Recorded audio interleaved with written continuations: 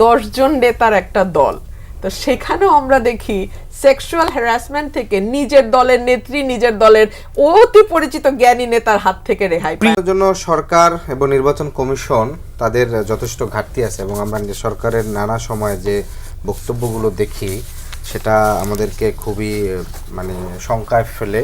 এবং আরেকটি গুরুত্বপূর্ণ বিষয় হচ্ছে যে সরকার ফিট কি ফিট না, তার চেয়ে সবচেয়ে বড় কথা হচ্ছে এটা একটা প্রিডিসাইডেড ইলেকশন হতে যাচ্ছে কিনা, এবং যারা রাজপথে শক্তি দেখিয়ে কেন্দ্র দখল করে পুরনো সিস্টেমে নিজেদের শক্তি প্রদর্শন করতে চায় তাদের মতন করে একটা সংসদ হবে কিনা, এবং 2018 সাল 8 সালের মতন সংসদে কারা কারা যাবে সেটা ঠিক করে তারপরে ইলেকশন হবে কিনা, এইটার আশঙ্কা আমরা সবচেয়ে বেশি করি।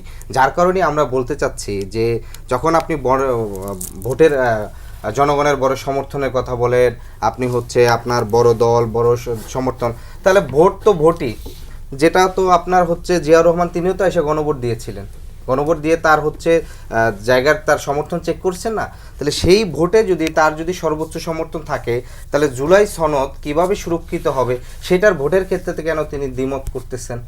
এখানেই তো আপনার মূলত সন্দেহ সংশয়টা হয়।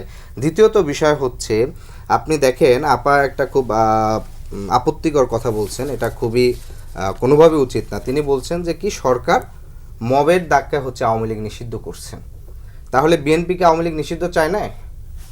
অবশ্য বিএনপি জনগণের রায় কি ছিল? আপনি জনগণকে বারবার রায় দিতে বলেন, তাহলে জনগণের রায়ের জন্যই তো আমরা বলছি যে জনগণের রায়ের জন্য আপনি গণভোট দেন, সেটার বিষয় তো সেটাকে আপনার জনগণের ভোট মনে হয় না। তো বিএনপির মনেটা হয় কি? বিএনপির মনেটা হাতে বেশি সময় নেই। হ্যাঁ, পুরো স্টেট যেভাবে চলছে, অর্থাৎ রাষ্ট্রপতি আওয়ামী লীগ থাকবে, মুজিববাদী সংবিধান থাকবে, শুধুমাত্র চেয়ারের জায়গায় চেয়ারপারসন চেঞ্জ হবে, তাহলে সব কিছু পরিবর্তন হয়ে যাবে। এই যে চিন্তা, সেটা সবচেয়ে বড় সংকট। আপনি দেখেন বিএনপির এক দফার আন্দোলনের জন্য ফ্যাসিবাদী লড়াইতে তার 28 জন মারা গেছে, 28 অক্টোবরের পর থেকে 7 জানুয়ারি পর্যন্ত টোটাল 28 জন মানুষ মারা গেছে। আর ফ্যাসিবাদ পড়ে যাওয়ার পরে নিজেদের ভিতর ক্ষমতা ভাগাভাগির জন্য অন্তকোন্দলে মারা গেছে 78 জন। তাহলে একটা দল গণতান্ত্রিক লড়াইয়ের জন্য যত না প্রাণ দেয়, তার চেয়ে নিজেদের ভিতর ক্ষমতা কাঠামো টিকে থাকার জন্য তার চেয়ে দ্বিগুণ বেশি মানুষকে হত্যা করে। যে নিচ্ছি আর 10 জন নেতার একটা দল, তো সেখানেও আমরা দেখি সেক্সুয়াল হ্যারাসমেন্ট থেকে নিজের দলের নেত্রী, নিজের দলের অতি পরিচিত জ্ঞানী নেতার হাত থেকে রেহাই পায় না।